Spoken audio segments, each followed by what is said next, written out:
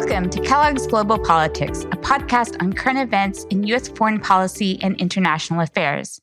My name is Dr. Anita Kellogg, an international relations scholar specializing in the relationship between economics and national security. I'm here with my co-host, Ryan Kellogg, an expert in energy investment and policy. Thanks and glad to be back. So this is episode 20, and we're recording this on October 8th, 2022. On this episode, we discuss Russia's growing losses in Ukraine and signs of dissent from Russian elites. We move on to East Asia, where North Korea's Kim Jong-un is vying for attention with a missile launch over Japan. We also discuss Biden's new economic war with China, particularly in light of the recent moves to ban the selling of semiconductor chips to Chinese companies. But first, hey, this is episode 20. That's something. That is, well, I mean, is it? It is. I thought 25 was like the more significant one. Really? Yeah, I don't know. I'm going to say, yay, 20. And then we can say it again at 25. Oh, okay. We're going to have it bigger. Have little milestones. Yeah. I like that. Well, you wanted to talk about college football. Well, I just want to cry about it. Yeah, I do feel bad about that. But I think it was just more, it was... For anyone who doesn't know, I'm from Arkansas and support the Razorbacks. And what was a promising season has turned into kind of a disaster. Yeah, but let's rewind to a week ago before everything went south for both of our teams. So I'm from North Carolina, and I went to NC State, so I'm a big NC State Wolfpack fan. And if we rewind to a week ago, 2 weeks ago. 2 weeks ago, Arkansas has been on a little bit of a downward slide here. Thanks. But Arkansas was ranked 10, I think, and NC State was 12 or something in that order. And for our teams and for our programs, because we're not powerhouses, we're the perennial underdogs, never quite reaching that level, but the fan base always has kind of those expectations, but also the knowledge that they're going to be deeply disappointed by the team at some point during the season. So again, our hopes were built up as we were Arkansas is facing the number 2 team in the country, Alabama, coached by the legendary Nick Saban. Boo. And you carry that out on by yourself. And then NC State went against Clemson, which at least as of late, and I say that because I'm old, so anything in the last 10 years is as of late has been also a perennial powerhouse. Although growing up, they weren't quite at that level. So both our teams then went with very high expectations and that we could actually beat these teams. Some rough losses, yeah. It's been downhill for Arkansas since then. Yeah, I don't know what. Yeah, I know what happened today. We just lost to Mississippi State. I'll tell you exactly. We don't have our star quarterback. Yeah, that doesn't help. So you lost him at the end of the Alabama game. Plus defense. That's all I have to say. Yeah, but I mean, that being said, what you guys almost did against Alabama was really impressive. I haven't seen this before. I mean, coming that close to pulling it off, but they were down 28-0 right before halftime, and they came back and scored 23 unanswered points to come within 5 points. And Nick Saban was about to blow a gasket. I mean, he was losing it on the sidelines because, I mean, what team blows a 28-0 lead like that? Arkansas. Well, okay. Besides Arkansas, that one bowl game. Normally a team doesn't do that, and it definitely doesn't happen to a Saban coach team. So they figured it out. And you guys kind of ran out of gas, but it was still a very noble effort. Got us excited. And then, I was proud of my Wolfpack. They hung in. Totally competitive game in Death Valley. I had never actually watched the beginning of and they call it Death Valley because they stole a rock from Death Valley, California. Oh, really? I didn't know that. I've been wondering. I'm just saying they stole it. But that's where the rock comes from. So they have this rock at the top of their stairs. And all the players in Clemson get on a bus beforehand and they go to the top of the stadium. It's a huge stadium. It holds over 100,000 people. Wait, they get on a bus? They get on a bus. Yeah, I never watched this, but I watched the beginning of the game. They all get on a bus. They take like a 3-minute bus ride to the top exit point of the stadium. And they all come out and then they run down this grassy ramp at the top of the stadium, touch this rock from Death Valley. And that's their tradition. So, it was an intimidating environment to play. Those fans were, it was a sign of respect, I thought. NC State wasn't treated as a joke, which I kind of expect half the time. And then we played very competitive ball for the first half, but lost in the end. So it's sad. And then my fantasy football team is not going well either. So football just makes me want to cry this fall. Normally it's exciting. This fall, I just want to cry about it. Hey, you never know. We're only what, 4 weeks in, 5 weeks in? Yeah, it's a long season. But I'm 1-3, and any other team in the NFL 1-3. It's like a first win. How many times I had to tell you?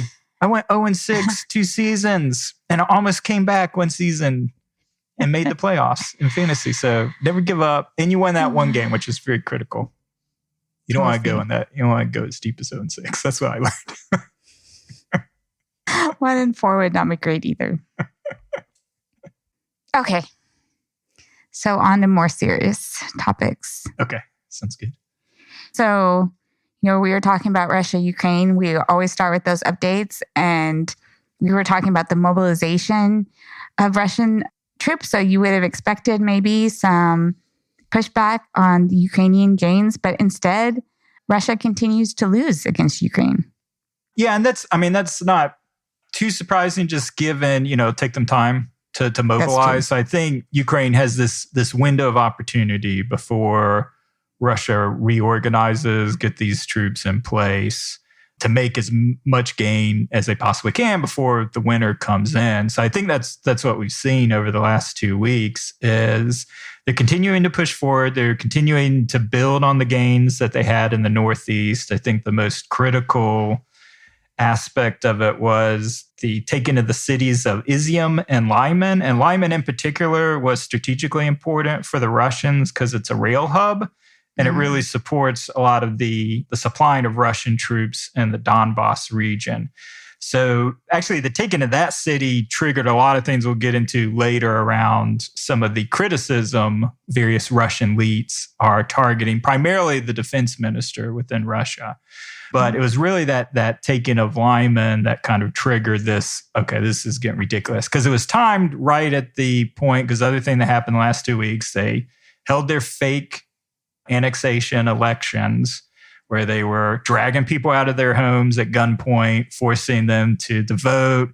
Other videos are showing, them counting the vote, not even looking at the ballot, just saying, just ridiculous, absolutely ridiculous sort of stuff. And then, of course, the display in the Kremlin and the Imperial Palace with the 4 new ministers of Russian appointed ministers of the 4 provinces celebrating with Putin. I don't get why they dragged anyone out of their house.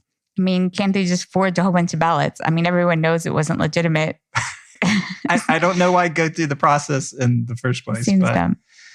But just filling the total villain role completely. I don't know.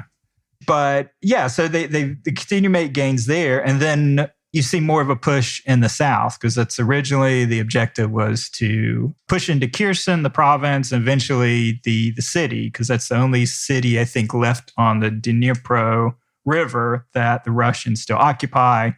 The taking of Kherson City would allow them to be strategically positioned to strike Crimea more effectively. But then we woke up this morning to the surprise that everybody now sees of this strike on the 12-mile-long Kerch Bridge, which opened just in 2018. It cost $4 billion, and it connects mainland Russia to Crimea. And it was seen as a very big deal. Putin attended it. It was a symbolic, this is part of Russia now. Architecturally, it is quite extraordinary because just of the conditions that have prevented for centuries a bridge on these land masses. So it creates a big wind tunnel through the mountains, and you have sort of like soft silt-like soil. And so that's why it cost so much and was a true engineering feat. Okay. No, I didn't know. Yeah, that's really cool. I was wondering why it cost $4 billion in Russia, because I was like, wow, that seems pretty expensive for Russia. I mean, it's the typical bridge project here, but for there, okay, that makes a lot more sense. Yeah. So it was this big engineer. So it was seen as this symbol of imperialism and national pride and whatnot. So the strike on Putin's birthday is particularly symbolic. So that seems out of commission. It was a vital lifeline for supplying, because Crimea has also been a strategic staging ground for Russian military operations. That doesn't mean that they're cut off, because that was the reason for securing the land bridge. So they have that, but that's far less secure than obviously this bridge that was connected to directly to the Russian mainland. So it definitely creates a lot of complications. So Ukraine basically hinted that they took credit for it. Washington Post is reporting from their sources and Ukrainian intelligence that their special forces essentially are responsible for it. So I think there's little doubt that it was like a truck bomb on the truck bomb. Yeah. And some people think, well, maybe it's planted explosives under the bridge. Because they wanted to attack the bridge, but Russia's also been defending it quite adamantly. Yeah. So it was difficult to find a way, I think, to do this, but I thought that was interesting. So I guess investigations haven't completely settled on how they did this, but it's very striking and does factor strategically. That was a way of getting troops to Crimea from Russia. Yeah, it's far more difficult now, I think, to supply Crimea. You can still, they'll have the boats being able to do that, but the on-land route is obviously will become more risky over time as Ukraine makes gains and they become within striking distance of artillery. So yeah, it's a major victory for Ukraine. So, and it'll be interesting to see kind of how Russia responds to that. But I think, though, the one thing that you will see increase even more is this accusations amongst the elite. So this is kind of interesting. So The Guardian had a very good article analyzing primarily the attacks on the current defense chief, who's been a longtime Putin loyalist. And, all of these people are allied with Putin, and his whole strategy has been to play them off of Right, they're jockeying for power. Right. So a lot of people see an opportunity now that Sergei Shoigu is under such direct, attack for the military failures to gain position. So the two primary ones who are a little bit periphery compared to the kind of the more powerful structures, so the intelligence service, the FSB, the defense itself, are one, the CEO of Wagner, which is the private mercenary group that was founded in 2014 after the annexation of Crimea. His name's, I'll butcher these names, but Yevgeny Prigozhin. And then the other one that's been kind of allied with him is actually the Chechen leader, so Ramzan Kadyrov. I love that quote from him because he was like, I just need a few of my fighters and we could have taken Kiev. Oh my God. Yeah. That guy's full of it. Yeah. The Chechen leader. Yeah. But if you knew the sort of just the hyper warfare that went on between Chechnya and Russia. No. They're pretty hardcore. I'm not saying they could. They're hardcore, but I think hardcore. A lot of myth has been built. We now see the capabilities of the Russian military, so standing up to them isn't that impressive. I don't know. They had, but they are savage. They have a reputation for being savage fighters. Very. So, these two guys are basically saying there's opportunity to get a rung into the formal part of Russian power. They're a little bit peripheral members. Yeah, they're part of the war effort into filling gaps. I know the Wagner Group's been used in Syria to help fill gaps. I have to say, my other favorite part of this article was describing the defense minister getting into fistfights. Yeah, that does sound like it's... Just the visual image of that, it cracked me up so much. Because I kind of can see it, but these Russian leaders getting into fist fight. Oh, yeah. No, I could totally see it. Yeah. It's one way to conduct business. Yeah. What I think was good about that article, in contrast to another one you had in here from the Washington Post or the way the U.S. has covered it, Because the U.S. wants to cover it as like, oh, this means Putin himself is very vulnerable and fragile. And The Guardian, I think, had a much better analysis because it was talking about how this might hamper the lack of unity hampers the war effort. But it was saying that these were like, they're jockeying themselves amongst themselves for power, right? It doesn't have anything to do with Putin's ability to hold on to power.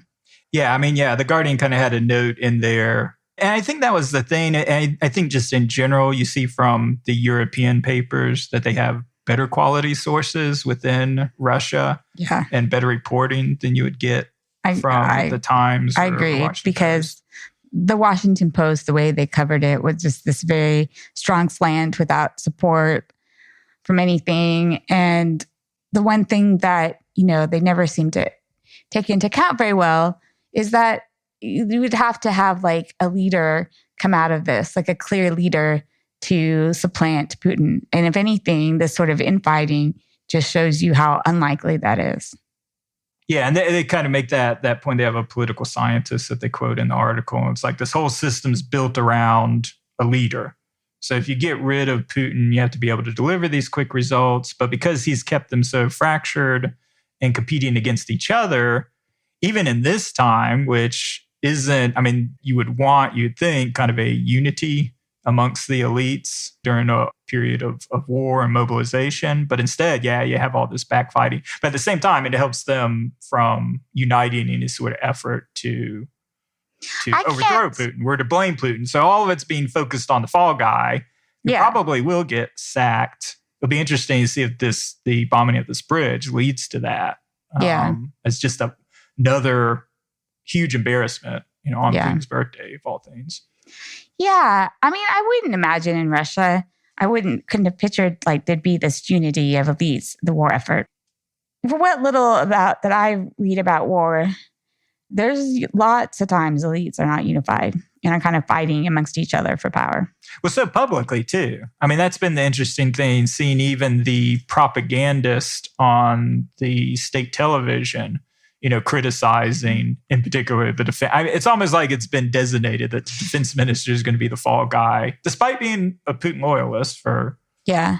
But it just made me think. So I've been reading about mobilization and War II, and you saw this really play out in the private sector and within the different agencies where people were trying to take advantage of the situation to gain power, be closer to the president and get more lucrative contracts.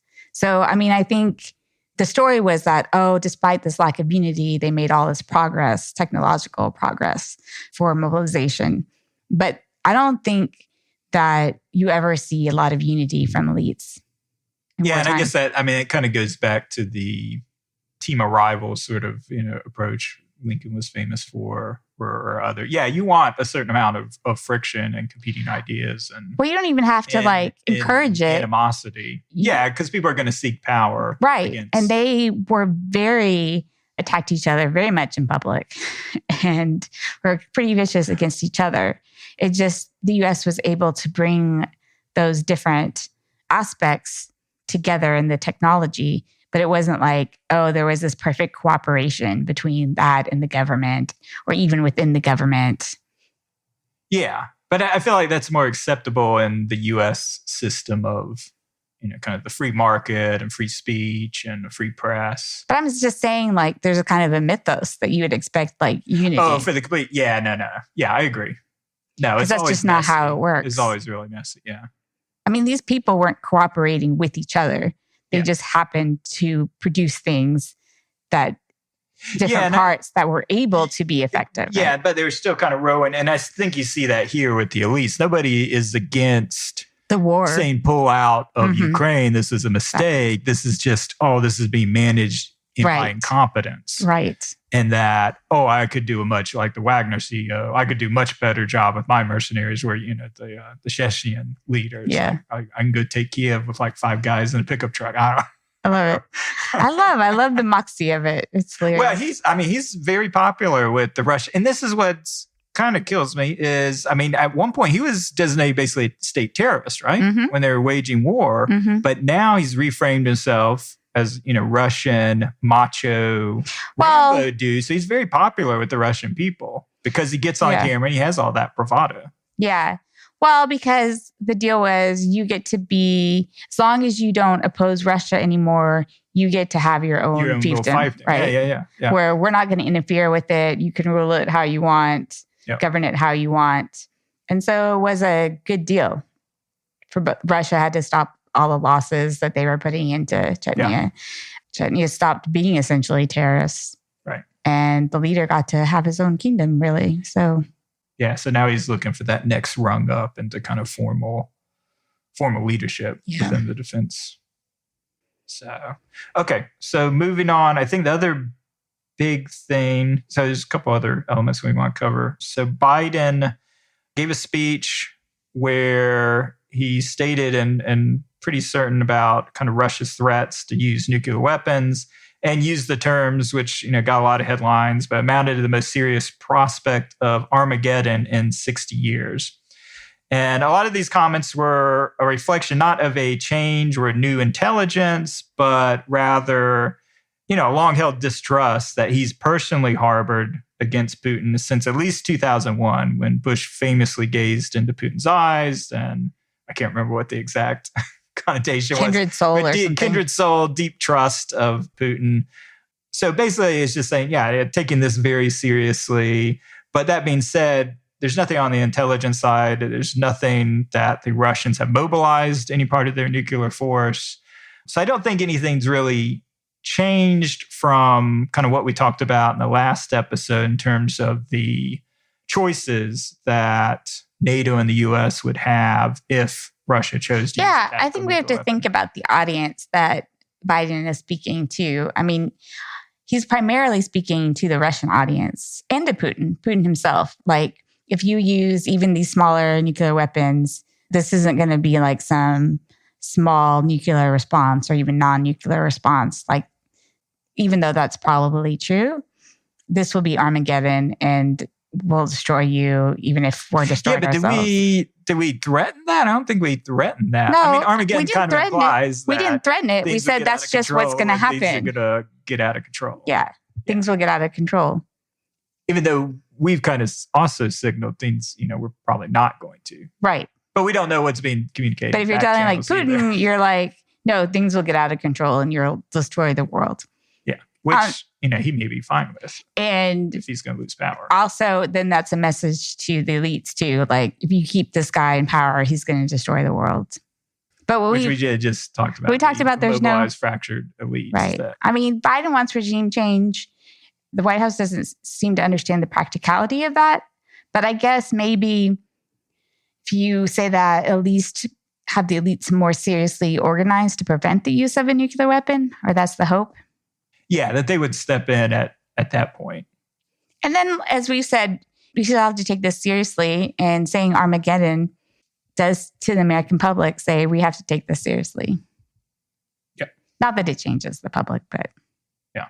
But that's part of, I think, also why using the term Armageddon, which is pretty dramatic language. No, he's definitely known for that. I mean, I guess this follows up with the, his regime change comments in Poland some months earlier. He definitely has a set view on Putin and on what the end goal he'd like to see.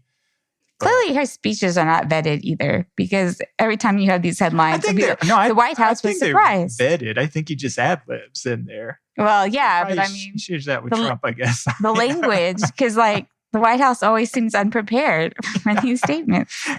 Yeah, they should expect this at a certain point. Oh. Then there was this aspect. I mean, these are serious topics. When I say it's funny, it's not to take away from the seriousness of what's happening. But Elon Musk, who always needs attention, came up with his own plan for peace. That's right. That he wants to advance. Yeah, and you never know with Musk. Obviously, the biggest thing he's involved in currently is the coming back again to the original purchase price that he agreed with Twitter. I heard that's to avoid the court case. Yeah, it's a messy situation. And a lot of these, it's unlikely that he'll be able to get the financing, because I know the original bank to finance the debt for the purchase has already backed out of it.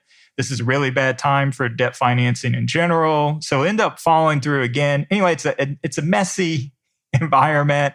So maybe to distract from that, Musk is completely waded into geopolitics. We're just going to cover his first idea, but yeah, with the peace plan for Ukraine, Russia, basically saying, he tweeted out, let's redo the elections of all the annexed regions under UN supervision. Russia leaves if that is the will of the people. Russia's already said that they've done this already, that the elections are fair, and they're not backing up from their support interests. But they liked all the other parts. So Crimea, the other thing Musk said was that Crimea is formally part of Russia, as it has been since 1783 until Khrushchev's mistake. So kind of a poor reading of history there. I know a lot of, like Ian Bremmer, immediately slapped back against him. There was a number of exchanges of polling data going back to 1991 to 2018 on the various referendums and kind of opinion polls. And then I think the most critical element where Ukraine particularly, obviously giving up territory or acknowledging that, yes, Russia can invade these annexed regions, which weren't even challenged, and certainly under polling, it wasn't even debatable. The majority outside of Donbass in Crimea, that they can be rewarded for. There's no point even kind of going through it. But then, Ukraine will remain neutral, so essentially not apply for NATO membership. This shows, it's another example of people who have probably genius level IQ applied to certain areas, like science or marketing.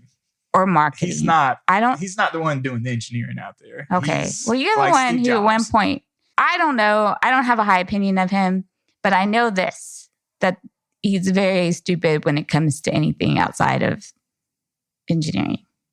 Yep. So I think the best response out of everybody pushing back was Garry Kasparov, most famous as a Russian chess grandmaster, but he's also been very much an anti-Putin political activist, has been arrested numerous times over the decades. He responded, this is moral idiocy. This is repetition of Kremlin propaganda, portrayal of Ukrainian courage and sacrifice, and puts a few minutes browsing Crimea on Wikipedia over the current horrific reality of Putin's bloody war. Musk, of course, couldn't leave it alone and basically said, well, what have you done sacrificing for Ukraine? I basically lost like $80 million on the Starlink application, which I think others had done, and he's being paid by Western governments to supply Starlink. Oh, yeah. I just read a little bit about it. The losses, I think, are related to the fact he's not charging market rates. I thought he's not charging them at all. No. He's getting paid by Western governments. I didn't read that article closely. Yeah. Oh, wait. But he's not getting paid by the Ukrainians. He's being paid by Western governments to supply Starlink to Ukraine. Which allows internet communication. Right. Just to clarify. Right.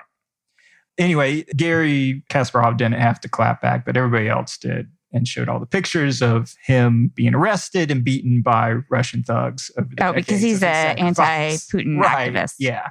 So he's sacrificed plenty.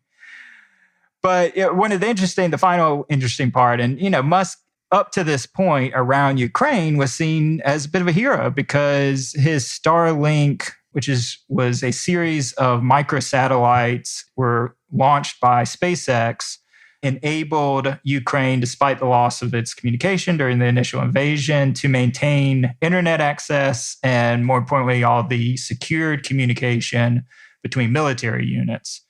And at the same time that this whole kerfuffle happened, there were complaints that, Starlink has lost issues or has increasing issues on the front lines, and it's still an issue to this day. And a lot of people are saying, is Musk being a big baby and has turned off Starlink because people got mad at him. There's no sign of that.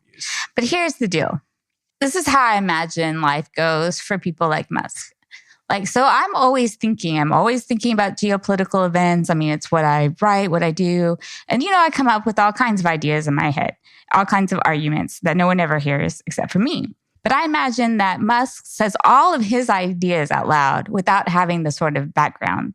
And he has an entourage who's just like, yeah, that's an amazing idea. If you were in charge, you could solve this whole thing. And then Musk decides, man, I'm so smart. I'm going to put it on Twitter. Because that was also he put this idea on Twitter. and asked his fans to vote on it. Yep. And they voted it down. Right. But I just think like people like that, they're just thinking, like there's nothing wrong with that, but they're being told that all their ideas are just genius level ideas. And so they believe it themselves. Anyway, that's my take on it. Yeah, no, I mean, I think that's right. I mean, I think he gets too much attention for this. Yeah, I mean, I think, and you've seen that a lot. Anybody that's been successful, has billions of dollars, immediately thinks that they have a right to political power, and obviously they can solve all these problems easily. And you see that, to a lesser extent on like the education industry in the US, where Bill Gates had a famous initiative, 10, 15 years ago to, I don't know if that was around chartered schools. I think it was around charter schools. Yeah. That, this is obviously nobody's been thinking about this correctly, but me, genius Bill Gates, can go in and solve it. And all of these initiatives have ultimately failed. Yeah. A lot of people bought his argument. I don't know. Yeah. Sometimes but I feel like Gates, it wasn't a terrible idea. I think it sounded like a good idea. It had just never been tested before, and it turned out not to work. Yeah, and there's not, like you said, there's nothing wrong with having these ideas and trying them. And I think he's become more humble in retrospect about it. And he's certainly had a lot of success around like vaccine distribution or anti-malarial things. His philanthropy now has been critical in many areas. Yeah. I mean, there's a lot of things about Gates that's probably not good as a person. But if we're evaluating what he's doing action-wise, it's been really important.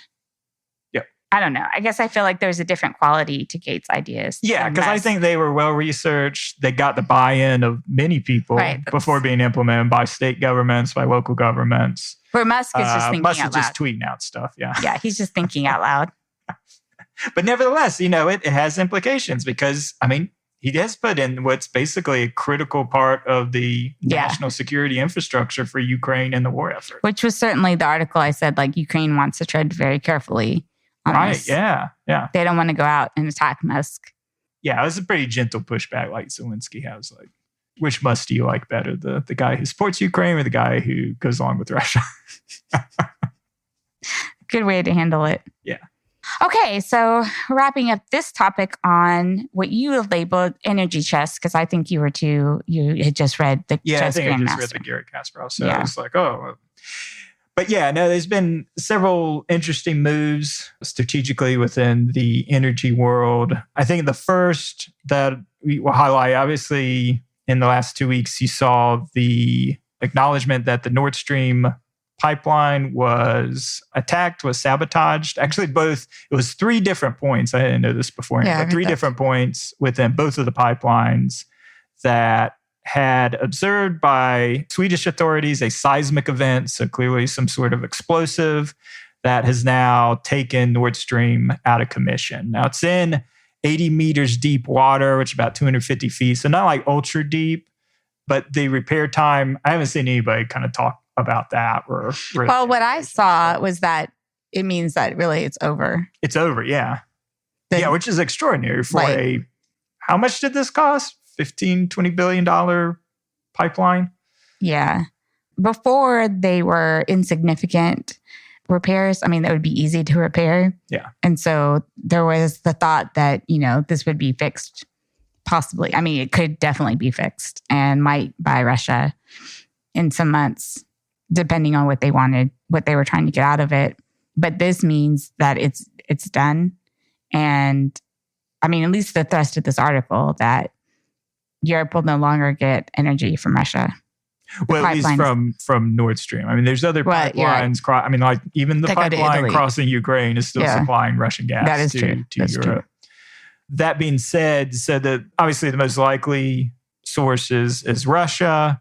And it was timed shortly after a new pipeline connecting, I think, the North Sea, so Norwegian sources to Europe. That was commissioned, I think, within like a week before. So it's seen as they're developing other alternatives. So it's seen as kind of punishment for that. And like we've talked about before, this winter, Europe is in okay shape, obviously high prices. But in terms of running out of gas, very little challenge. but it's going to be next winter, Right. Especially if those remaining Russian sources of gas are gone. Those are going to be very difficult to replace. So it's more the winter of 2023, 2024 that could be extremely challenging. Right. Because you draw down all your stockpiles. So by the summer, you have no... How are you going to refill that in the summer? And how fast can you get energy from the United States or green energy? Yeah, the problem is, there's no huge increase in capacity, LNG export capacity coming on in the US. Some came on this year. They certainly maximized that. You've already, because of both lower demand in China, just because the Chinese economy has largely been shut in between kind of COVID and some just a kind of a poor economy in general. They've been able to draw more of that natural gas away from Asia to Europe. But if China comes back on, it's not obvious kind of where that additional gas. So a lot of it's going to have to come from efficiency. So using less gas, keeping those thermostats lower, during the winter. But yeah, it's going to be difficult. Yeah. Well, I mean, they're already going to have to do that this winter. It'd be next winter. It'd be critical. It's going to be critical. It wouldn't just be about the lowering thermostats. Exactly. Yeah.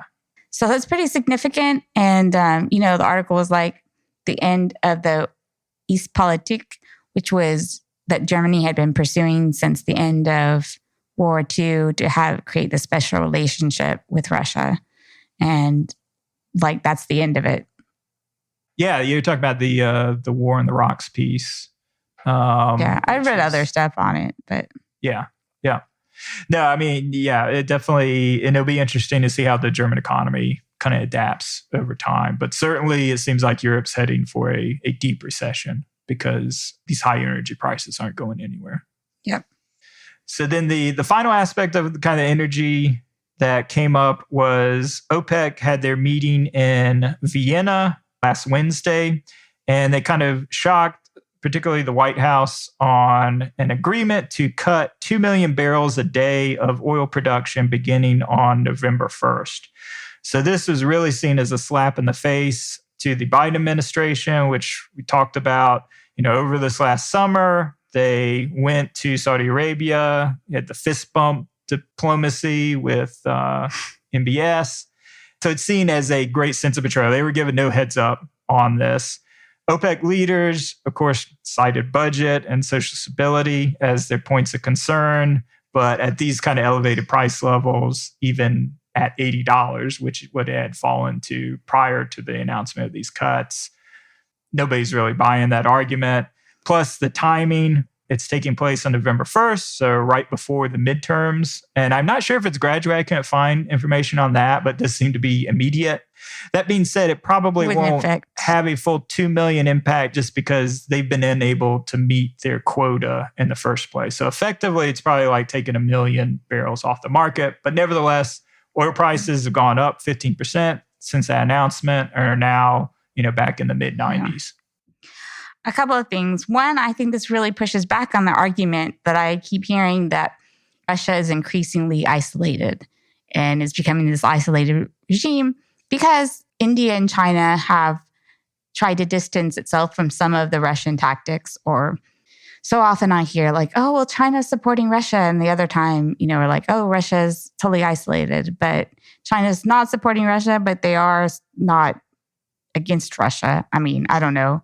They're happy to buy the oil and gas, but they haven't pushed on anything else. But the thing is, Russia still has a lot of allies, and that includes OPEC countries.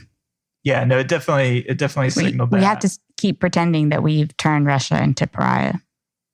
Yeah, that's definitely not the case. I mean, I kind of wish we had, but it's not like North Korea. It's actually quite hard to turn a country into a pariah that still has all these economic ties and partnerships with other countries.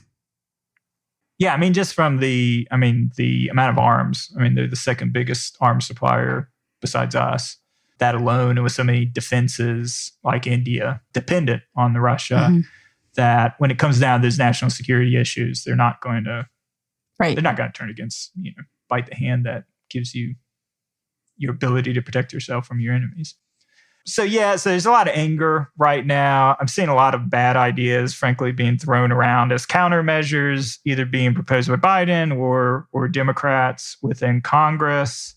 Of those, one is putting a NOPEC bill has been proposed, which should basically allow the Department of Justice to sue OPEC and other oil cartels for antitrust violations.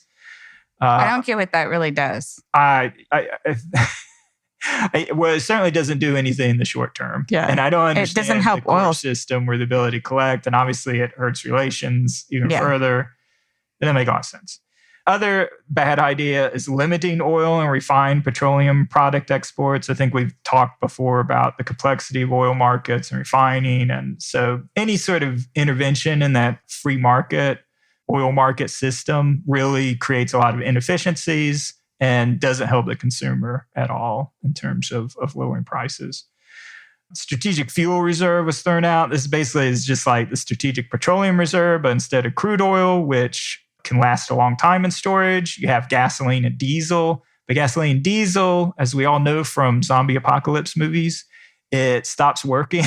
It basically really? breaks down. Yeah, it breaks down after. I missed that part. Like, oh yeah, that's why none of the cars work because all the gasoline's like broken down. I always wondered that.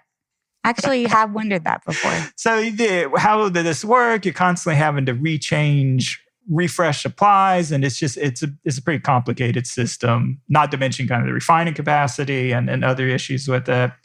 The one that is getting traction, interestingly, is the easing of sanctions on Venezuela. Now, Iran's in there too, but Iran is a more complicated situation. So they're actually looking to allow companies, because I wasn't aware of this, but Chevron is actually the only U.S., maybe the only Western company still operating in Venezuela as a JV partner. So they're not an operator, but they're one of the ones investing still within the space. Right now, they don't have any control on the operations or the decision-making, but that's something apparently the Venezuelan state oil company is open to. So Chevron's trying to renegotiate its joint venture to give it more operational control and essentially create incentive for Chevron to put capital in there and to increase production. But it would have to get, obviously, permission from the U.S. government in order to do so, given the sanctions there. I think Chevron's bet has probably been, well, eventually the sanctions will be lifted on Venezuela. Yeah, we don't know when, but I think the thing there that's important to know is how far the capabilities of Venezuela have disintegrated in both terms of just the equipment, and they don't have the personnel because of the political prosecutions, which began with Chavez when he fired half of the state-owned oil company for not being loyal to him. And you've just seen sort of an exodus of that sort of talent. Well, I mean, Chevron, with greater control, bring in its own people. They can bring in people from Colombia, essentially rig crews. These are all not state employees. These are all contractors. But they're going to have to redo a lot of the infrastructure. Yeah, I mean, I don't know what the state of all the infrastructure. I think the hope is you would focus probably on their onshore assets. The offshore stuff, way too expensive, way too complicated.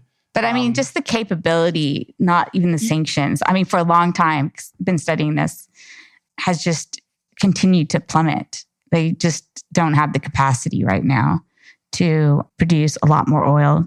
And that's sort of also what that article said, that they could maybe get to 400,000 barrels per day.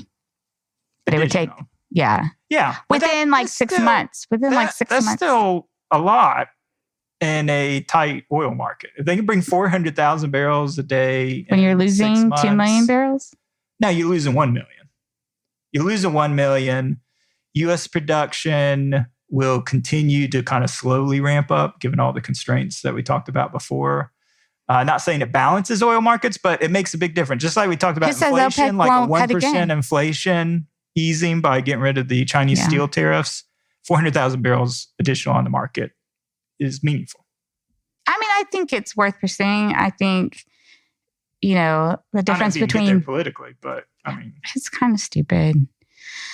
Venezuela obviously is not a threat to our interest in any way like Iran is. So it's kind of natural place to do it. It was just also interesting that it comes in light of Colombia opening its border to trade with Venezuela okay. this week. I didn't know about that. Okay. Yeah.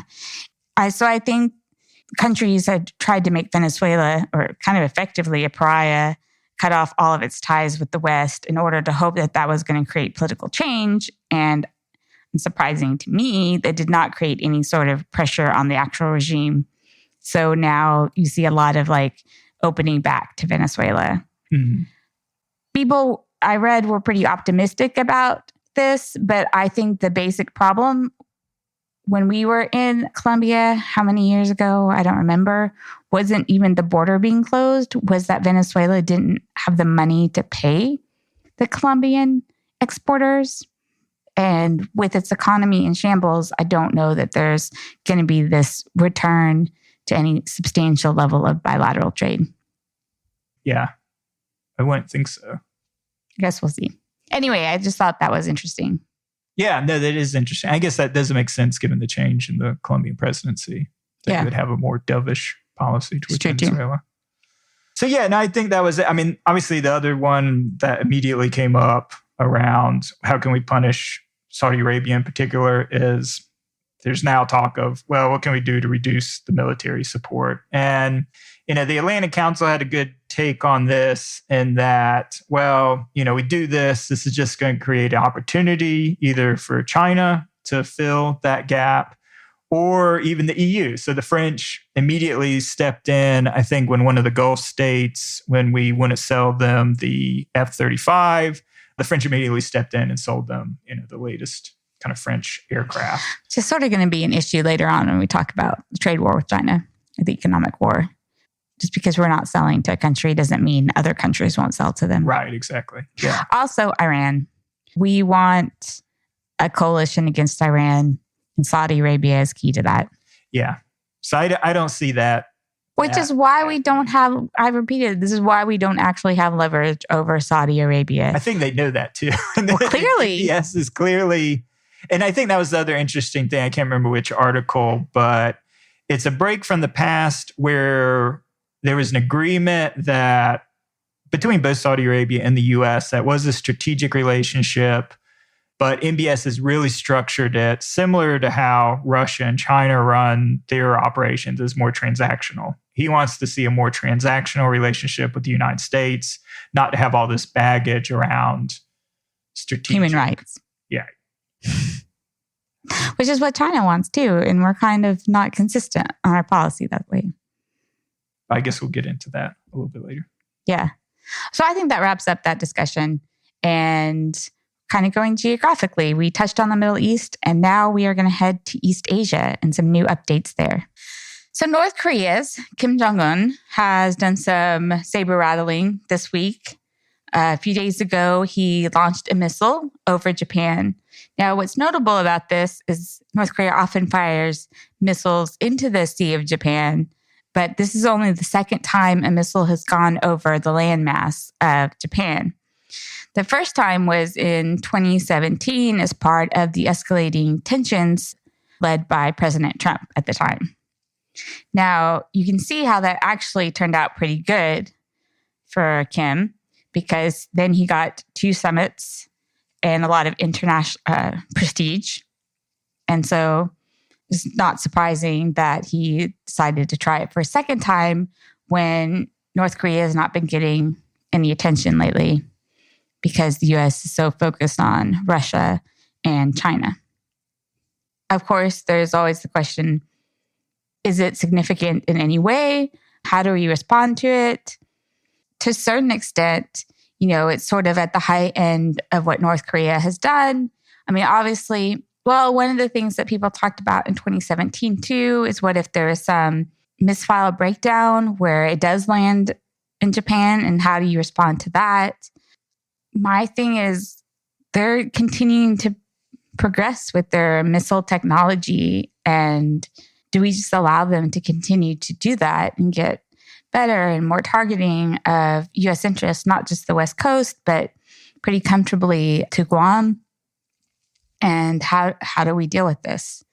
So the immediate responses to show that we're not ignoring North Korea was that the U.S. aircraft carrier, the Roosevelt, which is something that Trump had deployed to Korean waters, was redeployed this time.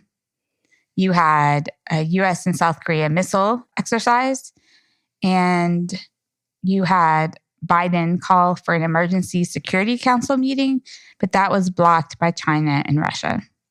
The U.S. also put more sanctions on North Korea and their elites. Also, in this context, that the Biden administration is preparing for North Korea to have a nuclear test. Personally, I've been wondering when this is coming because every time North Korea is too far out of the picture, they need attention, and this is the only way they get attention. Like I said before, it's often kind of profitable. It certainly was profitable during the Trump administration. You mentioned, you got the photo op with Trump. Is that really just for domestic audiences to ego. Fully secure? So it's just ego. It's I don't know, like but elite, to tamper down any sort of threat from other elites. I mean, he seems like he has a full iron grip. Is there a threat? He kills anybody that's a threat. Right. So, it's just strictly an ego trip. It's an ego trip, and it plays well, domestic audiences, but I think mostly about his ego. But you're not actually gaining economically or through release of sanctions or... No. He was quiet on the missile program during a lot of that. It's true. I mean, he was quiet. Oh, as a result. Mm-hmm. As a result of getting the photo op with Trump. Well, Mm-hmm. yeah, that's what Trump would say. They'd be like, hey, we gave him nothing. We gave him a photo op, and they stopped doing things. Although I'm sure they didn't stop their program, right? Built, probably 10 additional nuclear missiles during that time, but they didn't do anything from that aspect. But they didn't do all these showy tests. Okay. So, I mean, we're still searching for a strategy. So if we just think about the three last presidential, well, even before that. So you have George W. Bush, who pushed a whole bunch of like the 6-party talks, and there was a real effort to negotiate a halt to North Korea's program, which seemed possible at the time, and they just fell through. And it was you had a carrot and stick approach. I don't know if this is part of the 6-party talk, but you had like the, what was the factory area that South Korea, the free trade area set up north of the border, where there was actually economic incentive to around the program. Improving, improving bilateral ties there. Yeah. And there was a lot of hope and optimism that this would be a new era. Obama basically just ignoring whatever North Korea was doing. So whenever there were these sort of provocative moves, Obama just kind of barely acknowledged them and went on ignoring it because it felt like, well, our strategy before had not worked, giving them attention, using multilateralism. So Obama just kind of ignored it. And then you have Trump, who can say it was more about appeasement. It was ratcheting up tensions there for a while and then pulling back. And now the judiciary says that Trump still has those letters. He has not turned them over. I don't think the government is ever going to get a hold of those letters. Love letters to Kim Jong-un? Oh, okay. He still has those. He won't give those over. Oh, okay. I don't know if anyone's ever read them. Yeah, he has to give those over. I mean, they all belong to they belong to the government. I don't think it'll ever happen. Okay. I mean, Trump. Does they end up in the toilet? No, they're too precious to him. No, those are in some vault somewhere where no one is ever going to read what it says in these letters because no one really knows. No one's ever read them. But yeah, I almost don't blame Trump on this. This is the one thing. I don't know, it's hard to, he really loves these letters. He really prizes them. And so I can see how it's hard for Trump to accept that they belong to the government. I mean, or you can have a copy. Jeez. Right? He just wants the original just for himself. Mm-hmm. Okay. So Biden is sort of like multilateralism, but instead of trying to bring in China and Russia, it's just focusing on strengthening security with South Korea and Japan. Yeah. Also, it's kind of part of its China response too. I understood why Obama did the ignoring approach because these are clearly just for attention.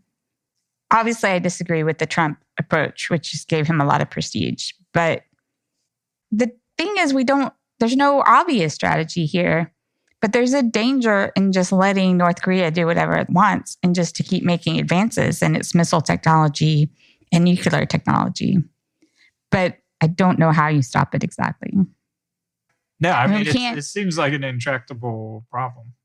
And the only one that really has leverage, and it's questionable how much leverage they have, is China. China's certainly... And we've just made China more and more into our enemy. Right, yeah. Yeah. On one hand, you can say, well, this is just attention getting action. But like I said, it's not completely insignificant. Right. Any significance with... Because there seem to be maybe closer ties between Russia and North Korea now, given that North Korea, unlike China, is openly supplying weapons to Russia that are showing up in the Ukraine, like those artillery shells that we talked about.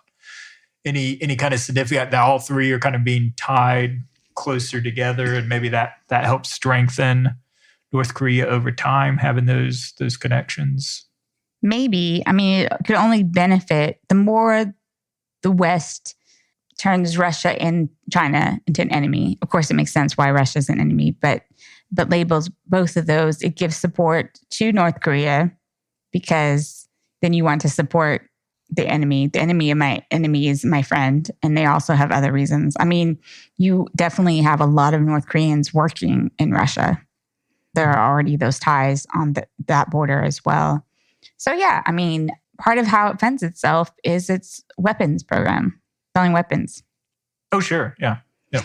You know, one of the things about its nuclear program is the proliferation of that technology ability. So a lot of what Iran was able to get was from North Korea. Right.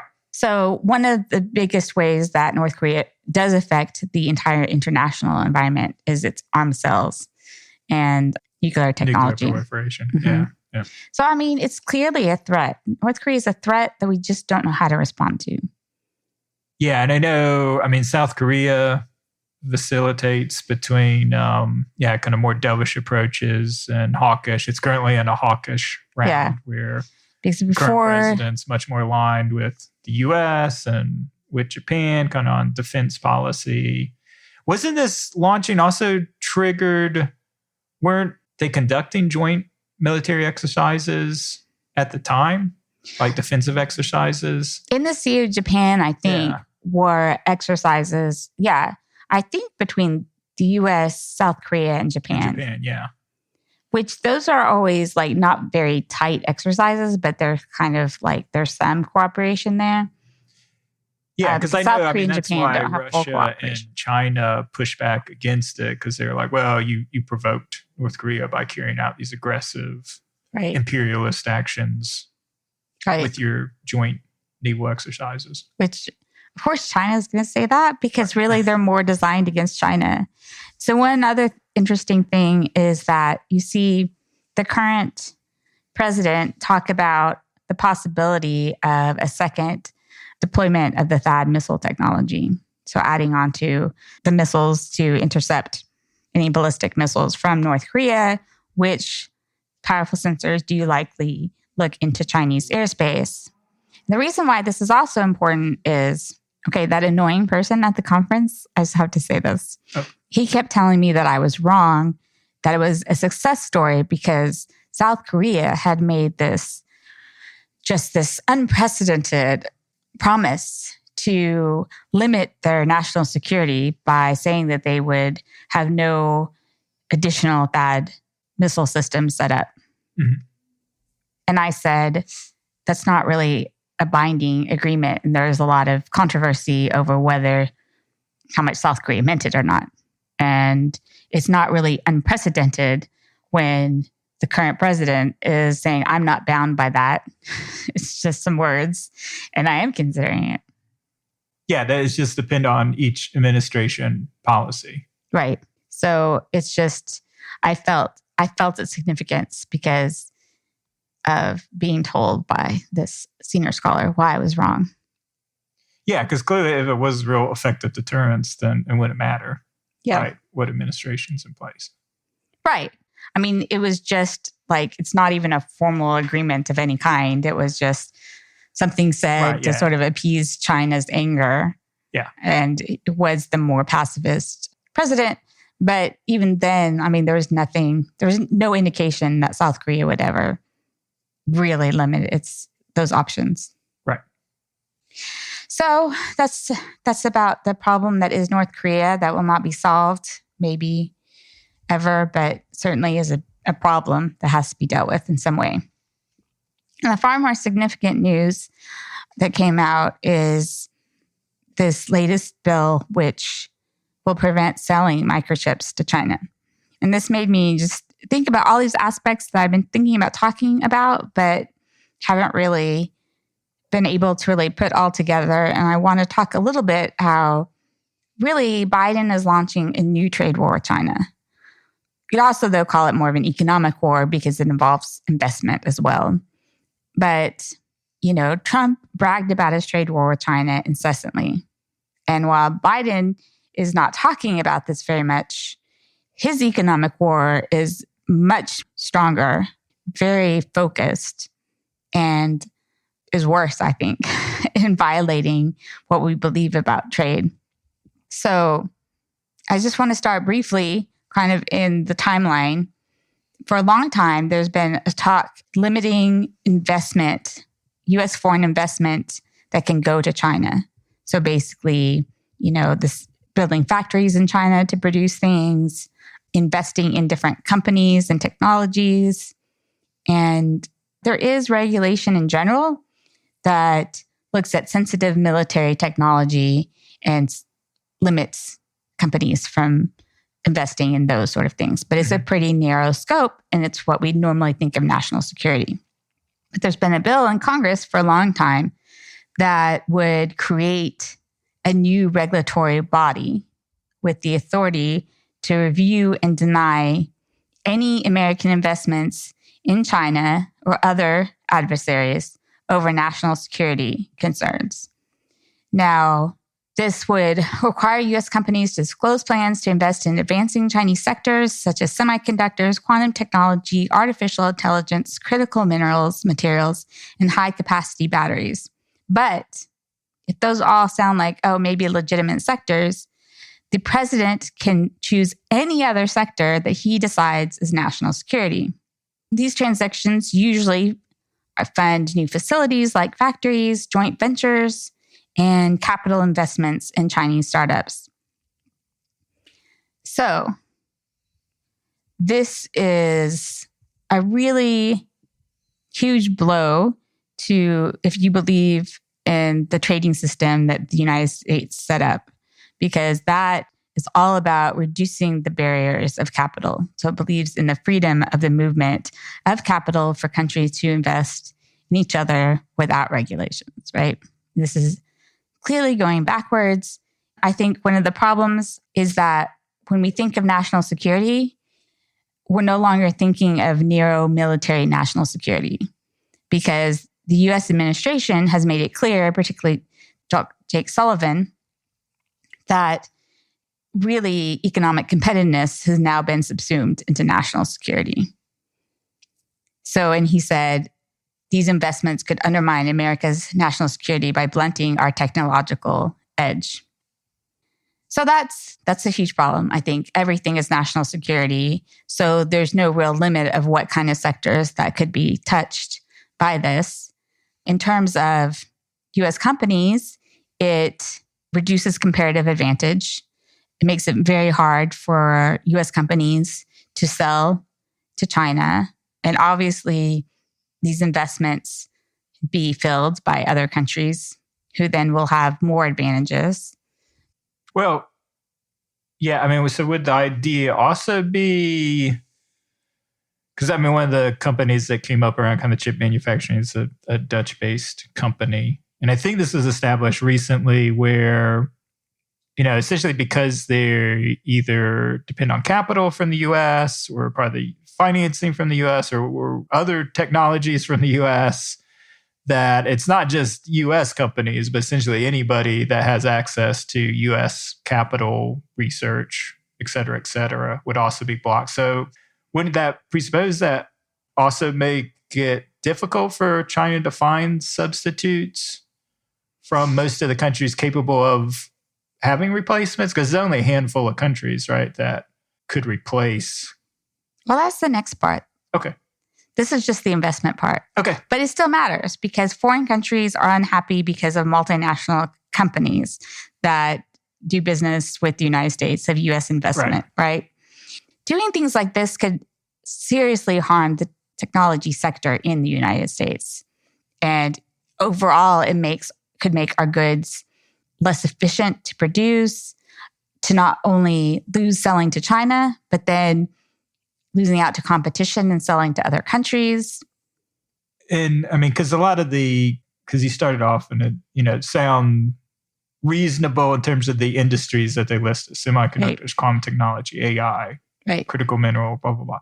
But what you're saying is that this could ultimately affect something like Apple. Oh, I think Apple's probably the number one, like when Americans think of products that are essentially designed and engineered in the US, but then they're manufactured and assembled in China. So you're saying like the average iPhone, like new iPhone 14 goes for $1,000 retail here. It's going to be like $3,000. Right, exactly. But this bill could affect the ability for Apple to do business in China, even though nothing within there is like critical to national security per se. I don't know about specific companies that would fall under this, but logically, something like companies like Apple, and that's why the costs become more expensive and we lose our comparative advantage to sell to other countries as well. More specifically, they talked about Microsoft, which has some joint ventures in AI in China, things of that nature. So that means they would have to close their offices in China around AI research and kind of lose access to the AI research that they're doing there. It sounds like it. Okay. But like you said, it's not just that. It is the factories to make a lot of products. So, and like I said, a lot of those industries do sound reasonable on paper, but I mean, the effects would be quite extraordinary.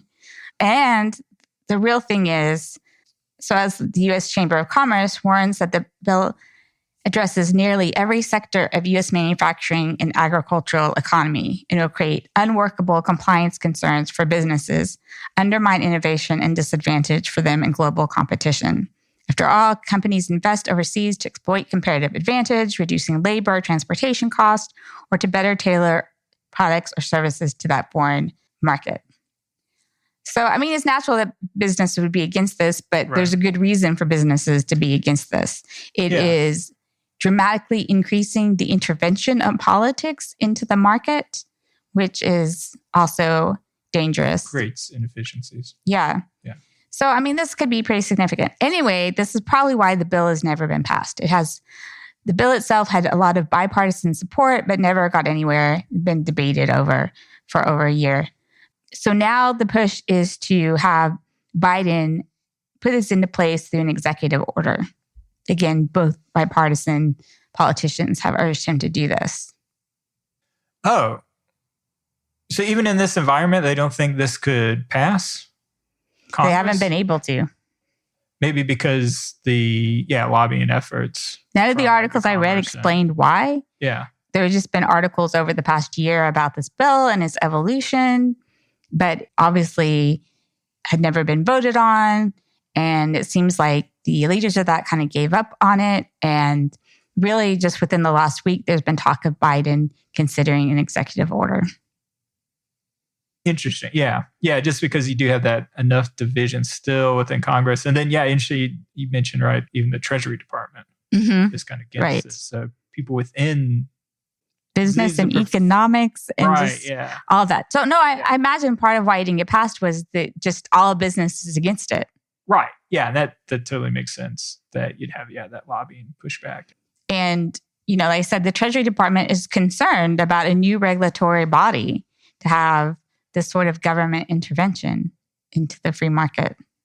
Yeah, just because it's not clear how it'd be done. I was reading, it's not even clear which agency would manage it. I think it was agreed like the U.S. Trade Administration. I can't remember the name of the agency, but it wasn't big enough, essentially to handle. So it's not clear like where this interagency new regulatory body would even be set up.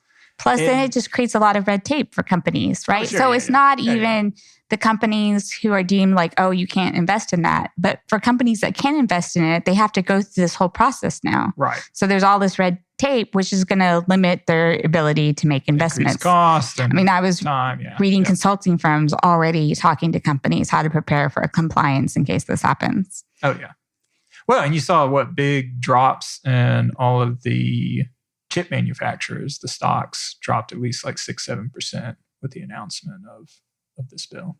So, I know probably people listening to this just seems technical and not interesting, but it's really huge. It's really significant. And when you have the two most dominant economies and you have one of them really pushing an economic war in a way that has never been seen, I'm going to go to the other aspects of this war, but it makes me very uneasy because for all people say, and I've said this before, about how World War I happened even though there was economic integration. There was actually a lot of trade wars going on right before World War I. And so I think this would be a very bad idea. And I'm really hoping Biden does not sign the executive order because we have enough bad ideas going on. So I just want to also, like, in the light of this war, you have what we talked about also with the semiconductor investment bill, which gave subsidies. The CHIPS Act, yeah. The CHIPS Act. And that said that companies who participate in that cannot invest or produce advanced chips in China. So you already have that mixed in with this. But what happened this week is crazy to me. And, one of the people who I sort of kind of stole her words, Sarah Danzen, who's mentioned in these articles, when I was at AppSet and talking to her, she had mentioned, and I didn't know what she was referencing because I hadn't kept up with all this new job and everything, but she had referenced legislation. We would stop selling semiconductors to China. And I didn't understand because I totally couldn't imagine this happening. And this is what happened this week. We have new legislation and new law that you cannot sell advanced semiconductor chips or chip-making equipment to China unless they have a special license, and most of these licenses are supposed to be denied. This is a really aggressive approach to try to impair the capability of China to indigenously develop certain critical technologies. And then sort of to your point, the Biden administration also imposed international restrictions that would prohibit companies anywhere in the world to sell chips if they are made with U.S. technology, software, or machinery. So if there's any inputs by the U.S. in this software that's used, the technology, the machines made to use it, then those companies cannot sell these chips to China, which is also this and just the magnitude of this is really significant.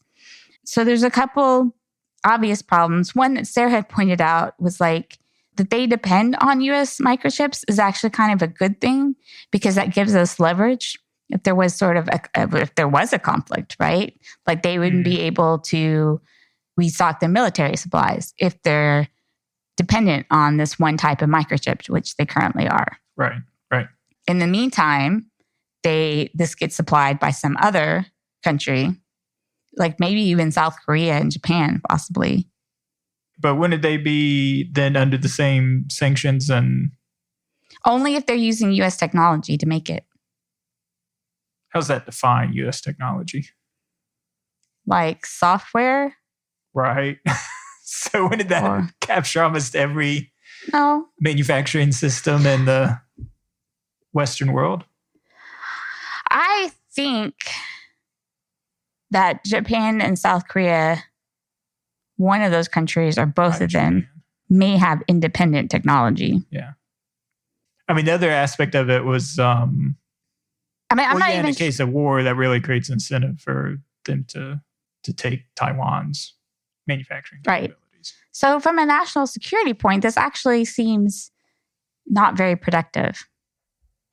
Yeah, and I think the Forbes article that I read basically kind of made that point that, one, it was counterproductive. Two, it would encourage, the development of native industry. Because, on the human resources side, obviously, if you fire all these AI researchers or like Microsoft, where are they going to go? They're going to go work for the Chinese equivalent immediately. And so all this they've been more and more successful in growing the quality of their own internal PhD programs, because maybe they still haven't been able to bring back people Western trained as much, but they brought back enough. They've kind of seeded their own universities, and they're publishing a lot of high quality journals around these areas of research. So over time, they can certainly build that capability. And here's the thought. So one of the things that we really crippled Russia is because of the technology ban imports, where they depend on one piece of equipment, depends on a microchip or something built in the United States. This is crippling to their military. Well, clearly they aren't great on the manufacturing side. They're having to get supplies from North Korea, not known as a manufacturing powerhouse. But they can't rebuild this one particular equipment because it relies, right? Yeah. So the situation now is you have certain military equipment of China's completely reliant on use. So, China even now has incentive to create its own, but now we're supercharges. But now we're forcing them to develop this. So you lose your leverage. Yeah. And then you just kind of hurt yourself. You hurt your brain power. A lot of it's going to China now. Stuff that was you were being able to utilize in your own technological development. Yeah, and I think the other point made in the Forbes article, and this is written by, I don't have his name in front of me, but he was a professor at the University of Illinois. But the other point is, you don't win these competitions by like hobbling or trying to hobble your opponent. It just means you have to innovate that much harder. Yeah. You need to focus on being that much better. Basically, kind of what we had to do with the Soviet Union. You're just going to have to stay ahead of them by investing a lot more in research and development, which we haven't done in this country. Well, and then we also lose our incentives to do that increasingly. Right, yeah. We just increase China's incentives, kind of force them to do that. Also, we lose a lot of money because China is a huge market for U.S. chip exports. They can be found in everything, smartphones. So this is one of the quotes from one of the articles. With its vast ecosystem of factories, China continues to be a huge and lucrative market for U.S. chip exports. One other thing, too, is this could completely shut down our base of manufacturing. We don't actually manufacture very many chips compared to the rest of the world. We design, but we actually... that's why... That was the whole point of the CHIPS Act. Was to invest, right. Yeah. But now we're closing off our market for that. Being able to sell the finished product back?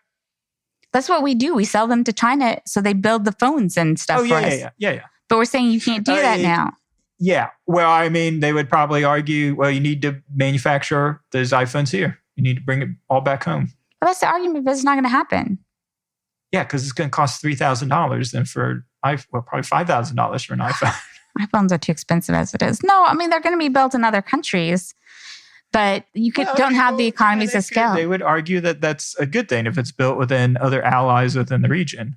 Not necessarily allies. Well, people there. Is Vietnam an ally? Borderline, yeah. They're both. It's the shared enemy. The enemy, my enemy is my friend. Yeah, I really don't know where the industry goes if you lose one of your main suppliers. It becomes really uncompetitive to build. So are we just going to totally force this industry by supplementing and then not have customers? Admittedly, I need to read a lot more on this and on the details. But yeah, it seems concerning.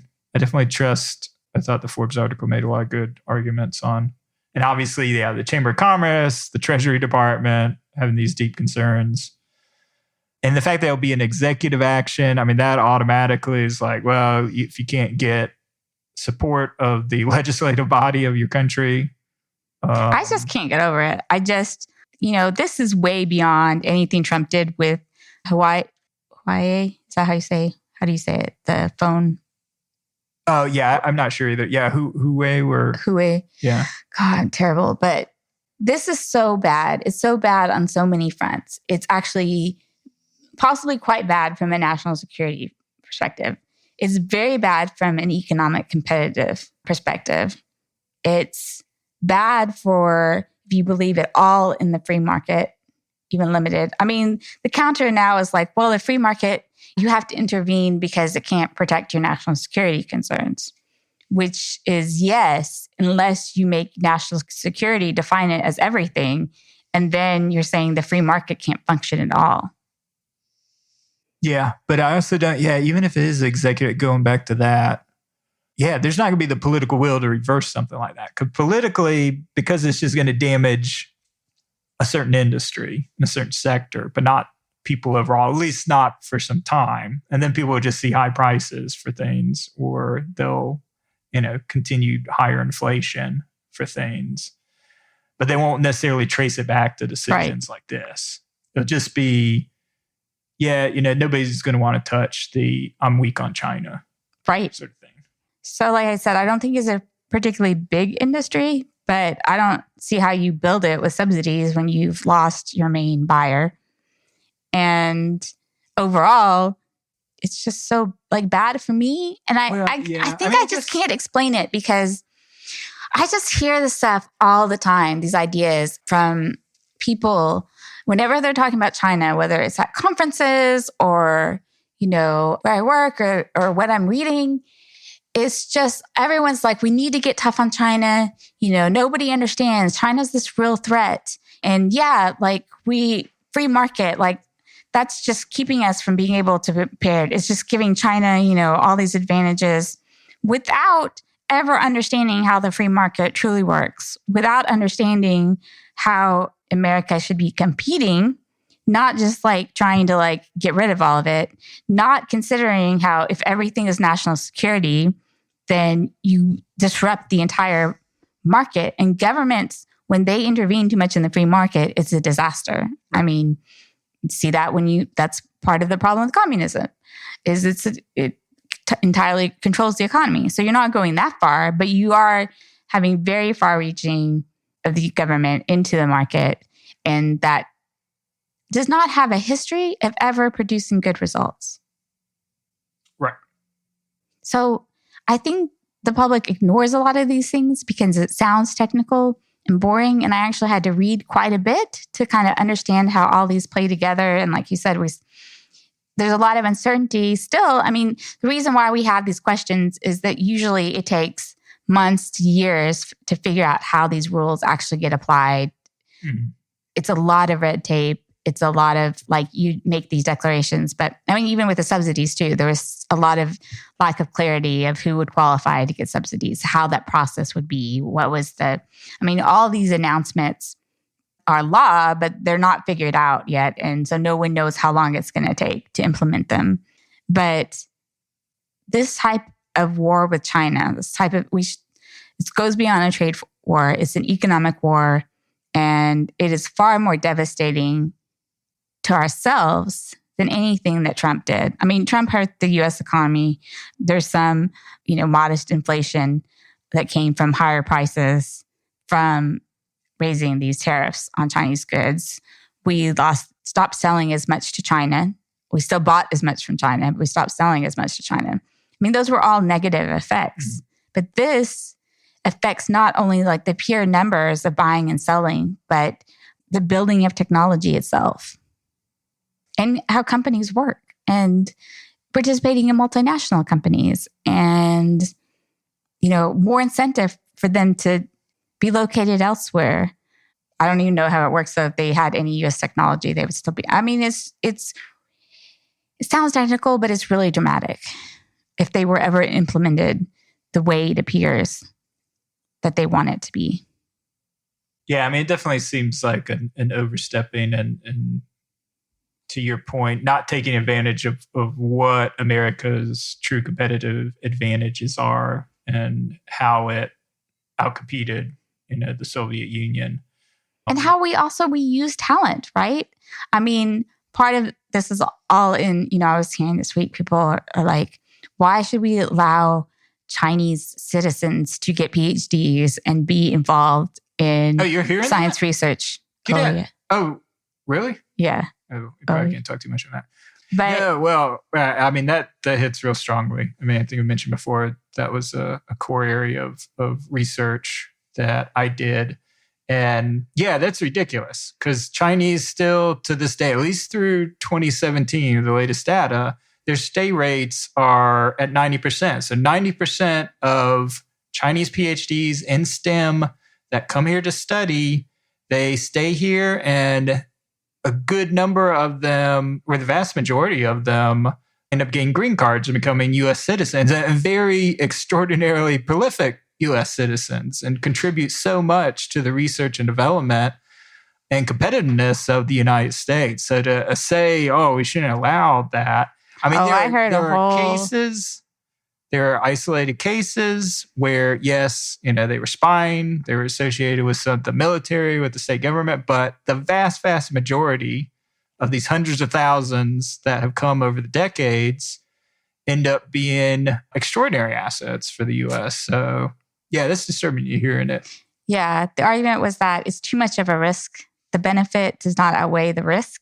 Which is ridiculous. I mean, calculate the economic benefit. Benefit is really high, and we lose economically, but ultimately we lose by not being able to have the latest technology. I mean, we're saying that China is hurting our ability to have technology, right? I think so we're saying that we'll try to cripple them by not participating in it all, but meanwhile, they will find ways to continue to develop it.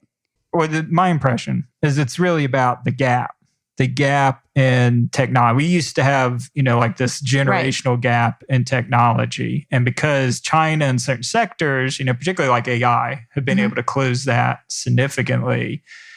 But yeah, to that point of, it's kind of a ridiculous argument. But yeah, I mean, let's just try to cripple China instead of investing more in everything that gave us this competitive advantage. We still want to have that brain drain. We should be we benefit open so up. much. Yeah, we want to get the best of the best from China here because they're going to stay here and they're going to be, the vast majority are going to be loyal.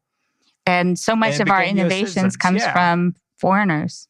I mean, so much. Because American citizens aren't willing to, you've done a PhD, the grind. And the pay compensation, especially for engineers and scientists, is so poor. Right. We're dependent on foreign scientists, engineers coming to our universities, working in these labs with Believe US me, if we didn't have this, U.S. would not be the most innovative economy.